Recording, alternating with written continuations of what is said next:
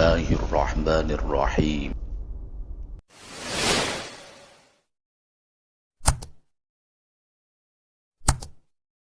الحمد لله الملك الديان والصلاة والسلام على محمد سيد ولد عدنان وعلى آله وصحبه وتابعيه على مر الزمان وأشهد أن لا إله إلا الله وحده لا شريك له المنزه عن الجسمية والجهة والزمان والمكان وأشهد أن سيدنا محمدا عبده ورسوله الذي كان خلقه القرآن أما بعد عباد الرحمن فإني أوصيكم ونفسي بتقوى الله المنان القائل في كتابه القرآن أعوذ بالله من الشيطان الرجيم وإذا سألك عبادي عني فإني قريب أجيب دعوة الداعي إذا دعان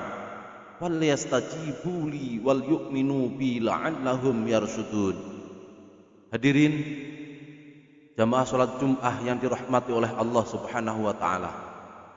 Alhamdulillah, pada kesempatan Jumat yang mulia ini kita masih senantiasa diberikan rahmat hidayah serta inayah oleh Allah Subhanahu wa taala, sehingga kita diberikan kemudahan untuk mengungkapkan rasa syukur dengan melaksanakan rangkaian ibadah sholat Jum'ah di masjid ini dalam keadaan sehat walafiat. Sebagai wujud rasa syukur kita kepada Allah Subhanahu wa ta'ala, marilah kita senantiasa meningkatkan keimanan dan ketakwaan kita kepada Allah Subhanahu wa ta'ala dengan sebenar-benar keimanan dan sebaik-baik ketakwaan, minimal dengan menjalani imtithalu awamirillah wajtinabu nawahihi, yaitu menjalankan apapun yang diperintahkan oleh Allah Subhanahu wa ta'ala dan berupaya dengan sungguh-sungguh untuk menjauhi apapun yang dilarang oleh Allah Subhanahu wa ta'ala. Sebab dengan jalan takwa inilah Allah menjanjikan kemuliaan bagi hamba-hambanya, sebagaimana terfirman di dalam Al-Quran, a'udzubillahi minasyaitonirrajim, inna akramakum indallahi atqakum. Sesungguhnya orang yang paling mulia di antara kamu di sisi Allah Subhanahu wa ta'ala adalah orang yang paling takwa di antara kamu. Al-Quran surat Al-Hujurat ayat 13. Hadirin jamaah salat Jum'ah rahimani wa rahimakumullah, berdoa merupakan salah satu amaliyah yang setiap hari dilakukan minimal selepas melaksanakan sholat fardu. Doa menjadi salah satu cara pendekatan diri makhluk kepada Sang Khalik, yaitu Allah Subhanahu wa ta'ala. Doa menjadikan hati orang yang berdoa lebih tenang. Selain itu, doa adalah bagian dari inti ibadah, mukhul ibadah, karena hati seorang yang berdoa kepada Allah Subhanahu wa ta'ala seyukzanya dipenuhi kesadaran bahwa tidak ada lagi tempat berharap kecuali Allah Subhanahu wa ta'ala.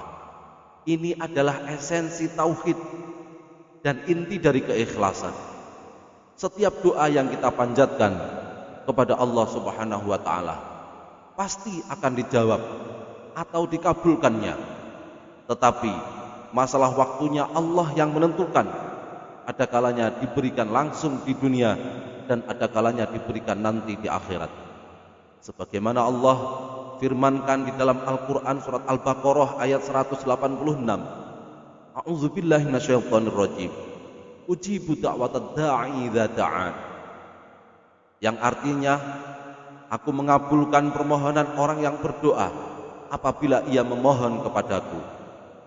Namun realitasnya, mengapa banyak orang yang berdoa memohon kepada Allah Subhanahu wa ta'ala tetapi tak kunjung dikabulkan, sehingga tidak sedikit di antara kita yang bertanya-tanya, apakah Allah tidak memenuhi janjinya? Sebab salah dalam berdoa atau ada sesuatu yang menghalangi doa-doa kita.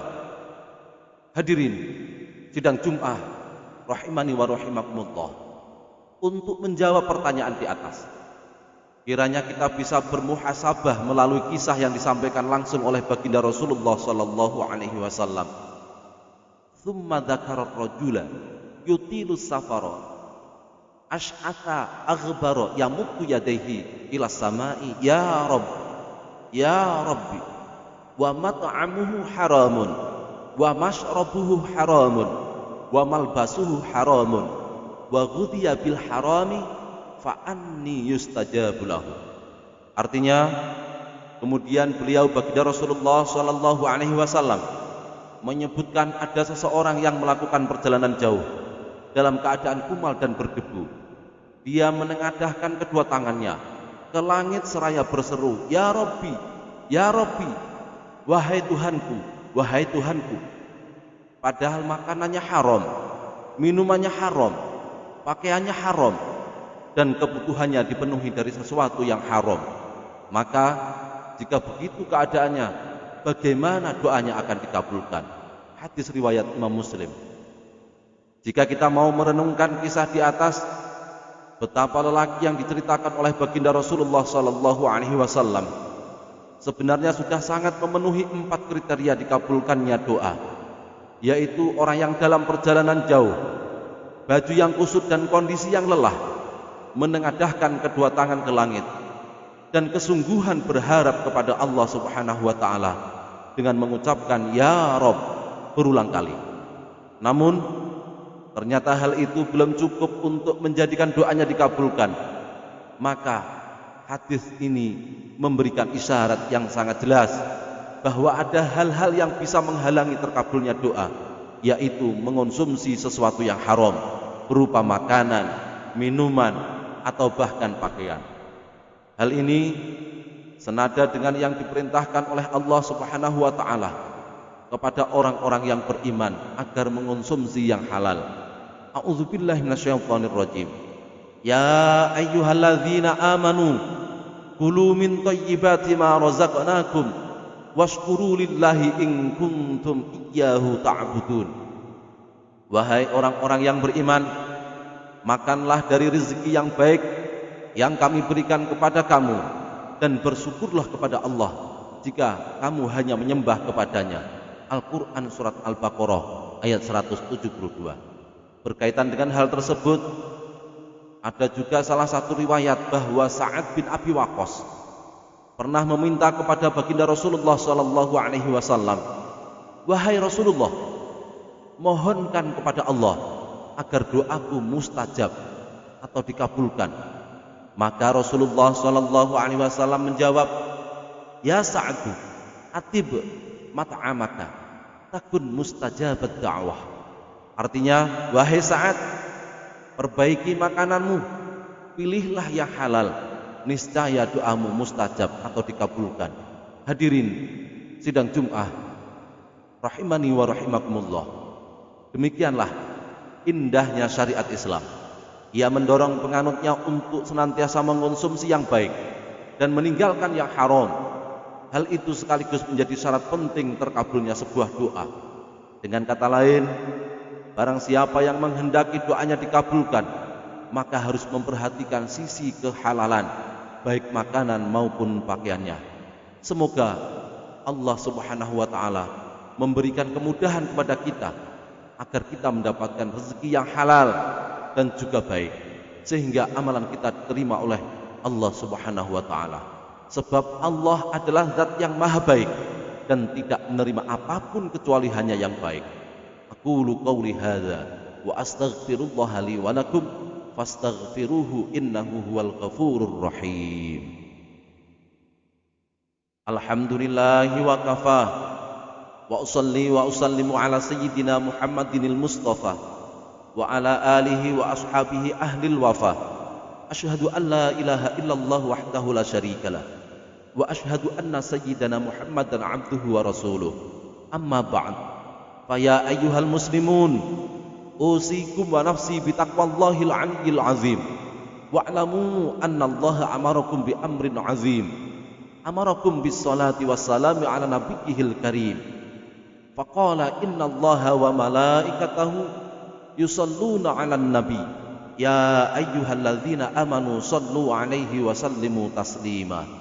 Allahumma salli 'ala sayyidina Muhammad wa 'ala ali sayyidina Muhammad kama shallaita ala sayyidina Ibrahim wa ala ali sayyidina Ibrahim wa barik ala sayyidina Muhammad wa ala ali sayyidina Muhammad kama barakta ala sayyidina Ibrahim wa ala ali sayyidina Ibrahim fil alamin innaka Hamidum Majid.